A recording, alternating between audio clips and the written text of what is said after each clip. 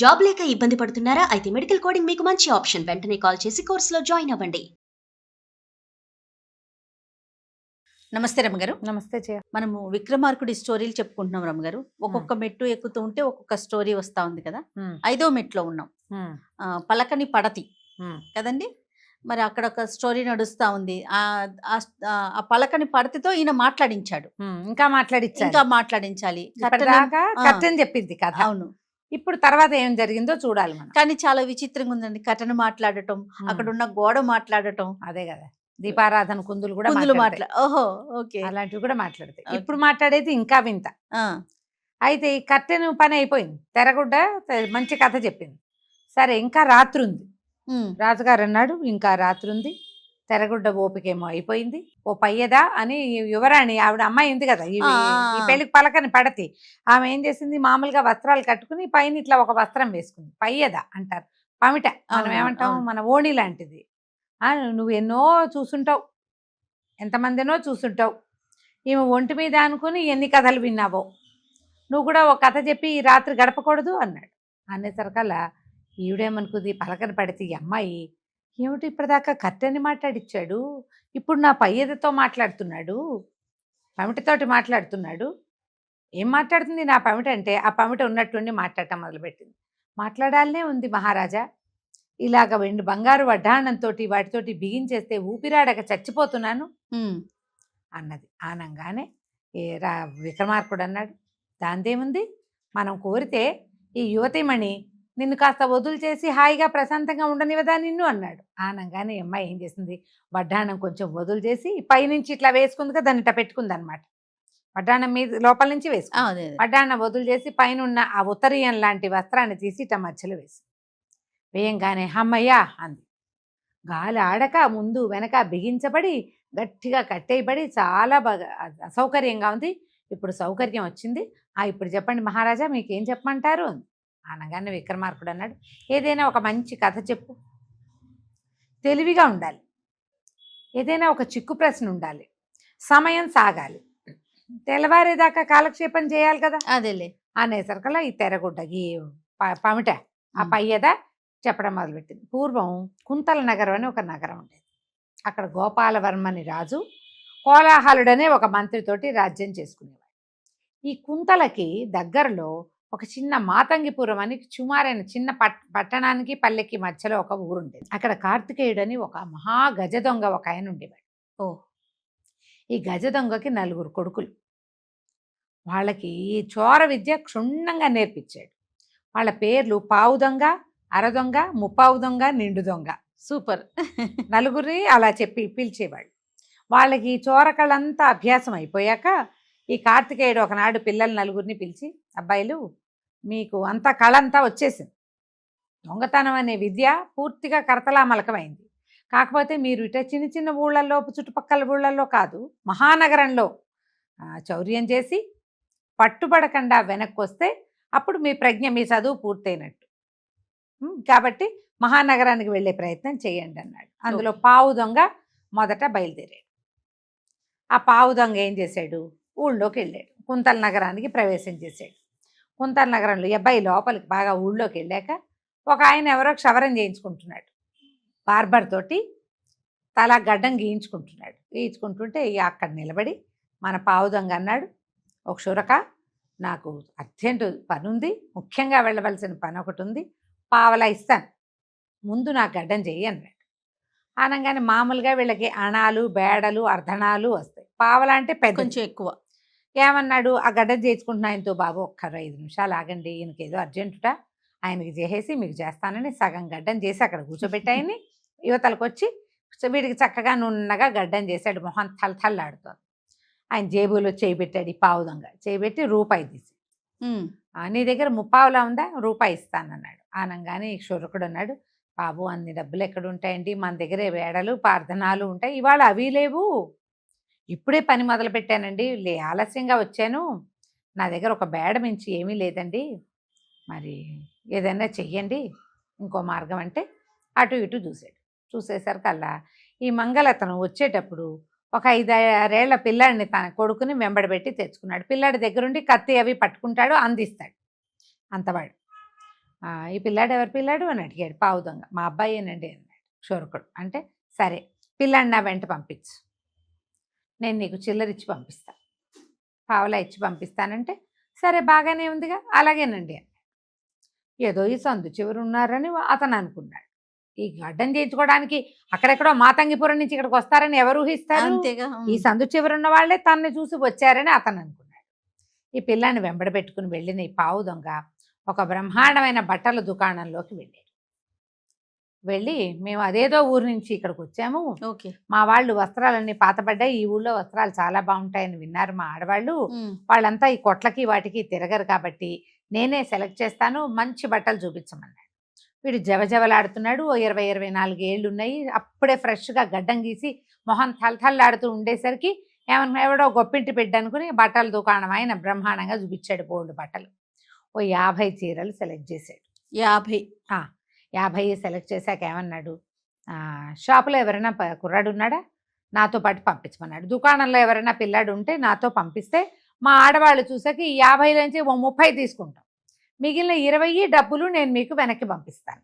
అంటే కుర్రాడు ఎవరు లేరండి అనేసరికల్లా అయితే సరే ఇదిగో ఈ పిల్లాడు మా పిల్లాడేను, వీడిని నీ దగ్గర కూర్చోబెట్టుకో, పిల్లాడిని ఉంచుకో, నేను బట్టలు తీసుకెళ్ళి చూపిస్తానంటే మంచిదేగా, 5-6 ఏళ్ల బిడ్డ కోసం రాకేం చేస్తారనుకుని పిల్లాడికి ఏదో వచ్చింది బెల్లం ముక్క, పటిక బెల్లం ముక్క దేవుడి దగ్గర పెట్టింది తీసి చేతిలో పెట్టి ఆ గట్టు మీద కూర్చోబెట్టుకున్నాడు దుకాణస్తుడు. ఈయన ఈ మూట పుచ్చుకున్నాడు ఈ పావు దొంగ. సరాసరి మాతంగిపురానికి నడుచుకుంటూ వెళ్ళిపోయాడు. నాన్న ఇదిగో 50 చీరలు ఈ పని చేశానన్నాడు. అనగానే నాన్న సంతోషించాడు. అరదొంగని నువ్వు వెళ్ళరా ఈసారి అని చెప్పాడు. ఈ లోపల ఇక్కడేమైంది, ఈ దుకాణం ఆయన ఎంతసేపు అయినా బట్టలు తీసుకెళ్ళిన వాడు రాడు, సందు చివరన్న సత్రంలో చూపించి రావడానికి ఇంతసేపు ఎందుకు అవుతుంది? అక్కడి నుంచి ఎవరో దారైపోతుంటే సందు చివర సత్రంలో కొత్త వాళ్ళు ఎవరైనా దిగారా, వాళ్ళని కేకేసుకు రా అని పంపించాడు. మా సత్రంలో ఎవరు దిగలేదు, పొమ్మన్నారు వాళ్ళు. కొత్త వాళ్ళు ఎవరు రాలా, వీడెవడో బట్టలు పట్టుకుపోయాడు, చూస్తే ఇంత లేడుగా ఇంత పిల్లవాడు. అక్కడి నుంచి మీ నాన్న ఎప్పుడు వస్తాడు అని అడిగితే వాడికేం తెలుసు, వాళ్ళ నాన్న అక్కడెక్కడో గడ్డాలు చేస్తున్నాడు, అది మెమ్మే బెబ్బే అన్నాడు. అనగా నేను కుళ్ళు మండిపోయింది. పిల్లాన్ని కట్టేస్తానని వాడిని తీసుకెళ్ళి వాడిని ఒక్క కుర్చీకేసి కట్టేసి వాడు బేరమని ఏడవటం మొదలుపెట్టాడు. ఇక్కడే 8 గంటలైతే ఈ మంగళాయనకి పావలా కోసం పిల్లానిచ్చి పంపించాడు. పిల్లాడు రాలేదు, పావలా రాలేదు, గడ్డం గీచుకున్న పెద్ద మనిషి రాలేదు. మంగళ అబ్బాయి ఆయన బార్బర్ ఆయన వెతుక్కుంటూ వచ్చాడు. వెతుక్కుంటూ వస్తే ఈ బట్టల షాపు సందులోకి మళ్ళేసరికి ఎక్కడి నుంచో వాని పెద్ద గొంతేసుకుని పిల్లాడు ఎవడో ఏడుస్తూ వినపడి, మన పిల్లల ఏడుపు మనం గుర్తుపడతాం. ఇదేమిటి మావాడి గొంతెల్లే ఉంది, ఎక్కడ అని చూస్తే ఏముంది, ఓ దుకాణంలో బట్టల దుకాణంలో కుర్చీకేసి కట్టేశారు, వాడు లబో దిబ్బోమని ఏడుస్తున్నాడు. నేను నిర్ఘాంతపోయి మా బార్బర్ ఆయన ఎవరెవరా మా పిల్లాన్ని కట్టేస్తావా, పిల్లాన్ని వదిలిపెట్టు అని అరిచాడు. వచ్చేసరికి నీ పిల్లాడా, అయితే నా డబ్బులు అక్కడ పెట్టు, నా చీరలేవన్నాడు దుకాణదారు. నీ చీరలేమిటి, నేనెప్పుడు తీసుకున్నాను, నా పావలా నాకు రాలేదని నేను ఏడుస్తుంటే వీడికి పావలా పోతే వీడికి ఎంత పోయింది, 50 చీరలకి. దుకాణదారు లబోదిబో. ఈ పిల్లాడు మంగళాయన కొడుకని తెలిసిపోయింది క్లియర్గా, మొహాలు ఒకే రకంగానే వాడు నాన్న అన్నాడు చూడగానే. ఏరా ఇందాక వచ్చింది మీ నాన్న అంటే, కాదు ఆయన పావలా ఇస్తాడని వచ్చానని చెప్పాడు. అప్పటికి అక్కడి నుంచి రాజభట్లు వాళ్ళు వీళ్ళు చేరారు. రాజుగారు మంత్రి ఏమిటి జరిగిందని కనుక్కుంటే ఇదిగో ఇది జరిగింది. అమ్మో ఇంత పట్టపగలు ఇట్లా దొంగతనమా? ఊర్లో ఉన్న కొత్త వాళ్ళకి చెప్పారు. ఒక పెద్ద కొత్త వాళ్ళు ఉండి ఓ 50 మంది పిల్ల కొత్త వాళ్ళు ఉంటారు అన్ని రోడ్లకి, అంటే ఇప్పుడు మన పోలీస్ డిపార్ట్మెంట్ లాగానే ఒక పెద్ద ఆఫీసరు, చిన్న ఆఫీసర్లు. ఆయనకి చెప్పారు ఇట్లా దొంగతనం బాహాటంగా జరిగింది చూసుకోమన్నారు. ఈ లోపల అరదొంగని వదిలిపెట్టాడు నాన్న. ఓకే. ఈ అరదొంగ ఊళ్ళోకి వచ్చాడు. ఊళ్ళోకి వచ్చి ఓ సత్రం దగ్గర ఎక్కడో నిలబడ్డాడు. ఆ సత్రంలో భోజనం చేసి అడిగాడు, ఏమిటండి మీ ఊళ్ళో సంగతులు అంటే, ఏముంది బాబు, వాడెవడో వచ్చాడు కుర్రాడు, ఒక మంగళ వాళ్ళ పిల్లవాడిని పట్టుకుని 5-6 ఏళ్ల పిల్లాడిని తనఖా పెట్టి 50 చీరలు కొట్టుకుపోయాడు, కొత్వాల్ గారు మంచి జోరుగా పనిచేస్తున్నాడు అంటే ఈ అబ్బాయి ఏమడిగాడు, అబ్బో కొత్వాల్ గారి సంసారం అది లేదా అన్నాడు. ఎందుకు లేదు, బ్రహ్మాండంగా ఉంది, చక్కటి కూతురుంది, గుర్రమల్లే ఉంటుంది, ఎప్పుడో పెళ్లి చేస్తే ఆ మొగుడు కాస్త వెళ్ళిపోయాడు, రాలేదు, ఆ పిల్లని పెట్టుకుని ఉంటున్నాడు అయినా అలా ఎందుకు అడిగావన్నాడు. అది కాదండి, ఇట్లా దొంగలతో వ్యవహారం అంటే ప్రాణాపాయం కాదు, అందుకు అడిగాను అన్నాడు. ఏముంది అపాయం, ఉందో ఆయనకున్నది ఒకతే కూతురు, ఆ మొగుడేమో రాలేదన్నాడు. సరే ఏం బాగుందనుకుని వీటి ఇంకో బజార్లోకి వెళ్ళి చక్కగా మంచి సామాగ్రిలు కొన్ని కొత్త బట్టలు, ఏవో సామాన్లు, స్వీట్లు గీట్లు కొని కొత్వాల్ గారింటికి వెళ్ళిపోయాడు. కొత్తవాళ్ళ గారు భార్య ఒకతే కూతురు వాళ్ళు ఉన్నారు. తెలుసు. లోపలికి వెళ్ళగానే కొత్తవాళ్ళ గారు కనపడ్డాడు. కొత్తవాళ్ళని గుర్తుపడతాడు. వాడు అంతకుముందు ఆ ఊళ్ళో తిరుగుతున్నప్పుడు చూశాడు. కాస్త అటు ఇటుగా అదే వయసు ఉన్న ఆవిడ భార్య అయి ఉంటుంది ఊహించేసి అత్తయ్య మామయ్య అనుకుంటూ పోయాడు లోపలికి. ఆనంగానే అత్తగారు ఆశ్చర్యపోయింది. అమ్మో అల్లుడు వచ్చాడు, ఇన్నాళ్ళు అయింది అని చెప్పి బాబు రానాయన అని కేకేసింది. ఈయనకి అర్థం కాల, ఓ ఉత్తరం లేదు, ఓ కబుర్ లేదు, అప్పుడెప్పుడో వెళ్ళిపోయిన వాడు ఇప్పుడు సడన్గా ఇట్టా చుక్క తెగిపెట్టట్టు వచ్చాడేమిటా అని ఆశ్చర్యపోయాడు.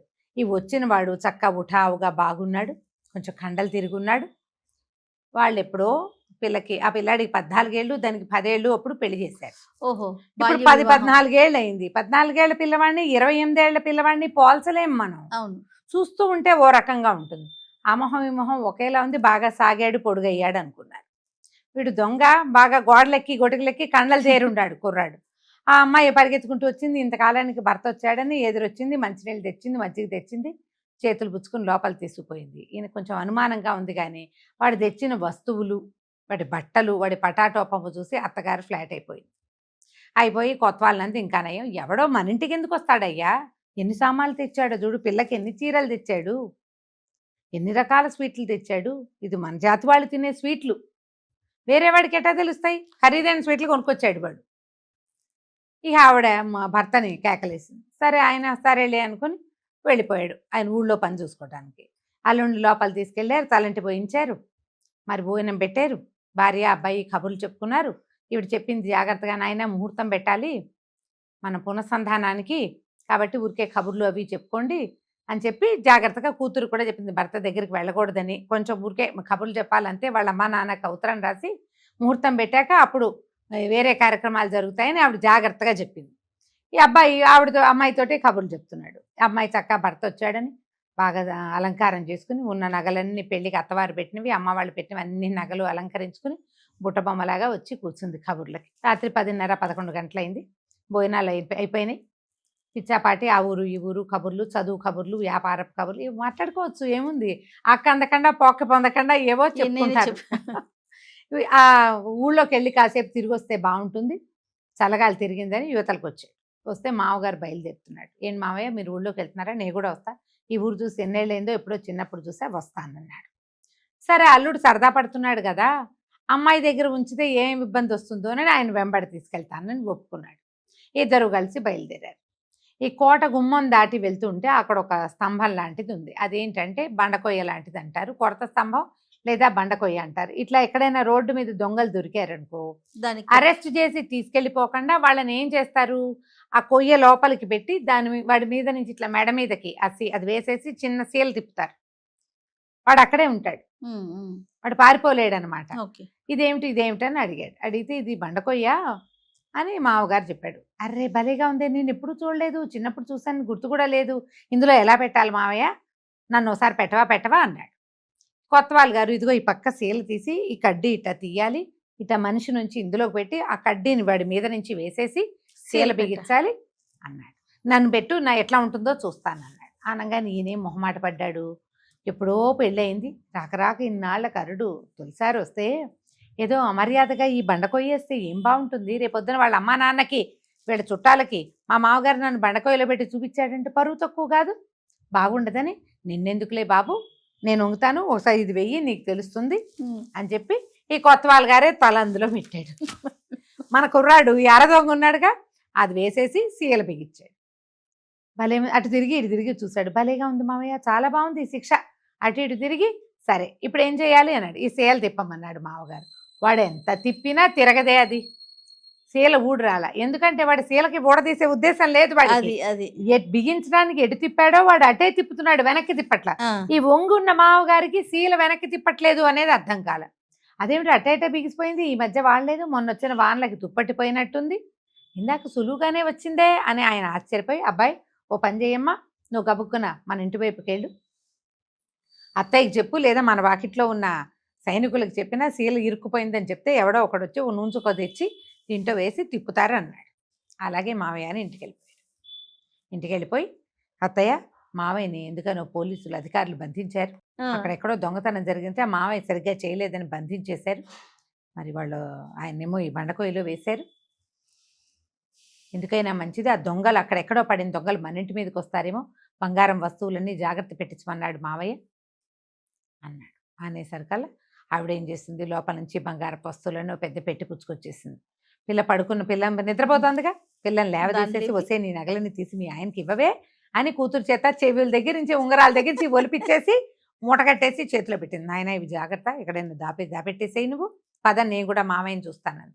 అనేసరికల్లా కుర్రాడు అన్నాడు, చిచ్చి అర్ధరాత్రి పూట ఆడాళ్ళు వస్తే ఏం బాగుంటుంది అత్తయ్య, నేను ఇవి దాచిపెట్టి మామయ్య చెప్పిన రహస్య ప్రదేశంలోనే దాచిపెట్టి నేను వెళ్ళి మామయ్య దగ్గర నుంచుట్టా, తెల్లవారేసరికి నువ్వు వద్దుగా అని చెప్పేసి మొత్తం నగ నట్రా మొత్తం మూట కట్టుకుని జయపరమేశ్వర అని వెళ్ళిపోయాడు. శభాష్. వాడి ఇంటికి వెళ్ళి నాన్నకు చూపించాడు, ఏం చేశాడో చెప్పాడు. నాన్న సంతోషించాడు. ఆడు బాగుంది. చిన్నవాడేమో 50 చీరలు తెస్తే వీడిని తెచ్చాడు. బంగారమే వేసుకొచ్చి కొత్తవాళ్ళ గారింటో ఉన్న బంగారం అంతా వేసుకొచ్చారు. ఈ లోపల ఏమైంది, చిన్న కొత్తవాళ్ళు బోళ్ళంత మంది ఉంటారుగా, వాళ్ళందరూ గుర్రాల మీద అటు ఇటు వెళ్తూ ఎవడో ఒకడు ఆ దాటున బండకోయ వైపు చూశాడు. ఒరే ఎవరినో బంధించారా, ఎవరు బంధించుంటారు, పెద్ద కొత్తవాళ్ళ గారే బంధించాడా ఏమిటో చూద్దామని దగ్గరకు వచ్చారు. దగ్గరికి వచ్చి చూస్తే తలపాగా కనపడుతోంది, మెరమెరలాడుతూ బట్టలున్నాయి.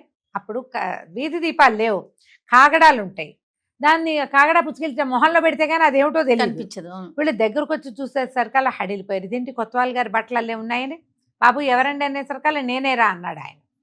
ఇదేమిటండి ఇలా పట్టుబడ్డారు అనేసరికల్లా మా అల్లుడు పెట్టెళ్ళాడు, ఇంటికి వెళ్ళాడు, వాళ్ళు ఎవరినో పిలుచుకొస్తానన్నాడు, ఎవరు రాలేదు ఏమిటా అని చూస్తున్నాను, మా ఆవిడకి ఏమన్నా తెలిసి ఉంటుంది సమాచారం, అక్కడికి ఎవరన్నా ఒకళ్ళు లగెత్తండ్రా గుర్రం మీద వెళ్ళండి అని గుర్రాల మీద అక్కడికి పంపించారు. ఈయనేమో ఆ సీల ఊడదీశారు. సీల సింపుల్గానే వచ్చేసింది. అప్పుడు వీళ్ళకి అర్థమైంది వాడు తిప్పేది ఊడదీసే ఉద్దేశం లేదు వాడికి. ఈయన మెడ సవరించుకుని లేచి నుంచునేసరికల్లా గుర్రం మీద వెళ్ళిన వాడు లబోదీపోమంటున్న కొత్తవాళ్ళ గారి భార్యతో పాటు వచ్చేసాడు. ఆవిడని కూడా ఎక్కించుకుని, అల్లుడు బంగారం అంతా పట్టుకుపోయాడు, జాగ్రత్త పెడతాన్నాడు, అల్లుడేడండి అంటుంది ఆవిడ. అసలు వాడు అల్లుడైతే కదండి అంటారు వీళ్ళు. తెల్లవారేసరికల్లా అర్థమైంది వాడు అసలు అల్లుడే కాదు. మొత్తం బంగారం నగా నట్రా ఇంట్లో ఉన్నది మొత్తం పట్టుకుపోయాడు. ఇంకేమిటి, ఇది రెండో దొంగతనం. ఊరంతా గగ్గోలెత్తిపోయింది. కొత్త వాళ్ళ వల్ల కూడా గాల. ఏం చేయాలి ఇప్పుడు, ఇది రెండోది పోయింది కదా. సరే అక్కడి నుంచి అక్కడేమైంది, ఆయన ముప్పావు దొంగని వెళ్ళమన్నాడు. ఓకే. ఇప్పుడు ముప్పావు దొంగ బయలుదేరాడు. ఈ రాజు మంత్రి మరి కొత్వాలు వీళ్ళంతా ఎలా కాపలా కాశారు, ముప్పావు దొంగ నిండు దొంగ ఏం చేశారు మనం వచ్చే భాగంలో చూద్దాం. కానీ అసలు ఎంత తెలివి రాము గారు, ఒకళ్ళు మించి ఒకరున్నారు. రైట్ అండి. నమస్తే. నమస్తే.